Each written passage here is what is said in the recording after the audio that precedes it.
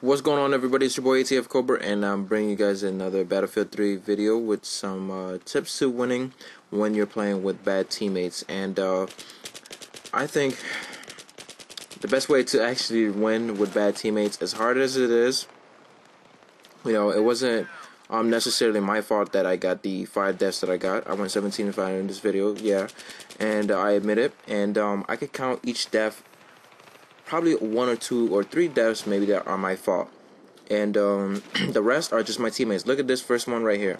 How did he break through our line to kill me and only me? I don't understand that. But besides that fact, what we're gonna try and do is try to work with our teammates. So this is what I do.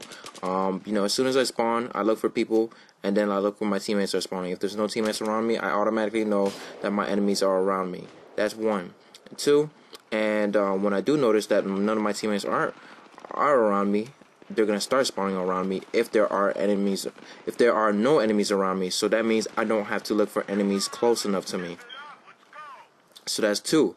And the other tip is actually when you're looking and you're seeing, your teammates highlighting your enemies on your mini map, and once you see one person highlighted, it means behind that person there's at least 3 or 4 more guys, because they can spawn on each other. Look right here. See, there's another guy right there because they spawn on each other. And that's what happens in the team deathmatch. That's what happens just about every game mode that you do play. But those are my tips for where your enemies are gonna spawn. See, another one spawns here because he was right behind his teammate. They make them spawn all in the same section, even though they're not really spawning on each other necessarily, but it's all the same thing. And when you do go around, see, I spawn again. I'm near all my teammates. That's exactly how they spawn as well. So if if you spawn, look around and make sure you can pick out your enemy, just like I did right here. Not only does highlighting your enemies on a map make it easier for you to spot when they try to maneuver around you, but it makes it easier for somebody else to pick out as well, because you never know who has a better precision than you to actually get that kill.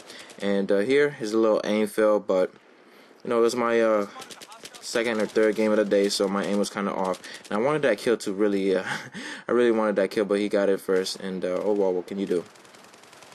But yeah, the next tip for playing with bad teammates is to actually push your enemies back. If your team is just set up in one spot like you're set up right now, and they're not good at holding too much of their own, push up like I did right here. I mostly do, that's all I do really in my games. I push up because I'm used to the fact that most of the players on my team aren't going to be able to hold their own, or they're sniping, so I push up, especially when you got snipers on your team. I seen that guy on my team.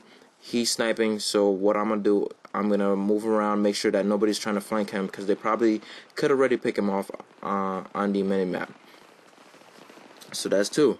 And the other tip I have for you guys is to actually move around, especially in team deathmatch, and try to get better positions, because there are different positions to hold in the map. And once you do hold down one special position, like the buildings over here and this side over here, this backside, you want to move around, because if you stay in a position for too long, they're gonna come after you. You're gonna find better spots and better angles to come after you, and they're gonna kill you. Like, this is a beast-ass rocket shot. Like, I hit him right in the face, I bet. And yeah, I was proud of myself with that shot. But yeah, I love this map. I believe it's Caspian Border. I almost failed on that, but it's Caspian Border Team Deathmatch, and I love playing Caspian Border because the spawns are perfect. You'll never spawn, or I haven't yet spawned, in front of an enemy, which is perfect for me. And here you guys see me go one-on-one with this guy right here. I'm trying to outsmart him. I know I'm not going to rush him because he has all types of angles on me, so if I do rush him, I'm going to lose the gunfight, so I definitely didn't rush him right here. I waited for him to go around. He's waiting for me to go around, but I'm going to be the smarter player and stay where I'm at. And here I try to pick him off because I seen his head, but it didn't work so well. And he throws a grenade, a nice little grenade, right underneath my feet. And I really don't know how I escaped, but I did. And then I go around the back, and I believe I flanked him. And I get at least 2 or 3 guys before I'm taken out. I'm not too sure, but we'll watch the rest of this gameplay and see how it folds out. But Caspian Border, I believe, is the second most balanced and second most fun map to play on because of the way it's set up, because of the way buildings and everything is set up in this game mode. It is a lot, it's not too difficult to really do well, to hold your own, especially on Team Deathmatch. But on the other game modes, such as Conquest, it's really hard to actually get a lot of kills. The most kills I've ever had in Rush or even, I believe, Conquest is actually 20 or even 25 maybe. And that's because everything's just spread out way too far, and you're not gonna get too many kills. You're gonna be either capturing flags or trying to take care of the MCOM. But anyways, let's get back to this Team Deathmatch. You see these guys there? I know they're spawning over here, so I stay around, linger around. I throw that grenade to try to catch somebody off guard, and they keep coming at me because I keep taking them out. I think some people start to notice me in my games and start to notice that I am killing most of their teammate. So they do start coming after me in a little bit. Right here, as you can see right here, and I wanted that 2-piece so bad. I knew I could have taken out one and then the other, but I'm using the UMP-45. It's not a too powerful gun where you could run out and be commando and do whatever you want.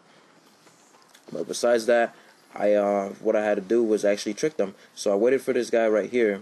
I tricked him and went upstairs, and he apparently kills me. I don't know how. And I kill him at the same time, but it's just really stupid. I get a lot of those actually in Battlefield where I kill the person and he kills me at the same time, but what can you do? And here I start off another spawn, and I notice my teammates are all around me like usual. So that means that my enemies are either going to be in front of me or they're going to be, around me, because my teammates are kind of surrounded me. And here I hold a little position in the middle of the map, and I actually do a pretty good job of holding the middle of the map because it prevents any of the enemy team from advancing through any flank routes, because once I'm in the middle, they can't go anywhere but actually, sideways. And once they do go sideways, my teammates are right there to actually pick them off. And this game was actually a pretty good game. I was using a lot of strategy, trying to win it, trying to give you guys some tips on how to play Team Deathmatch. And, and another thing is to play with the engineer, especially for Team Deathmatch. I know picking up your teammates with the assault class would be very good and very useful, but at the same time, using those rockets to really blast out your enemies and push them back is actually really good. It really actually lowers their lowers their rushing ability, because if you keep shooting rockets or if they're always being suppressed, then that's a plus for your team and plus for you, because you don't have to worry about people rushing you constantly. And see, on the enemy team, there were snipers on there too, but the way I like to take care of snipers is with the rocket launcher as well, because if they're far away and they're hiding in a little building like right here, I'm going to take them out with a rocket launcher. But yeah, and another thing I suggest that you guys use for Team Deathmatch when you're playing with the UMP is to actually use the Glock. And the Glock is actually a pretty good sidearm to use because it's automatic. The Glock 18, the G18 actually, it's automatic. And you could kind of do medium range, not really long range, because you're not gonna kill anything really unless you're dead accurate, but it does kind of work out. And another tip for battling against snipers is to move around side to side. If you're using squad sprint, you could actually move around a little bit faster when you're aiming down sights, which I think is true. I don't know if it's true for all different types of guns, but some guns allow you to move in and out of while you're looking down your sights a lot faster than you would normally. And that actually helps you win against snipers who are definitely like pinned right on you, because one, you're suppressing them, and two, you're putting bullets on them, so you're gonna get the damage. You might even get the kill if you're far enough, or if you have your shots right on point.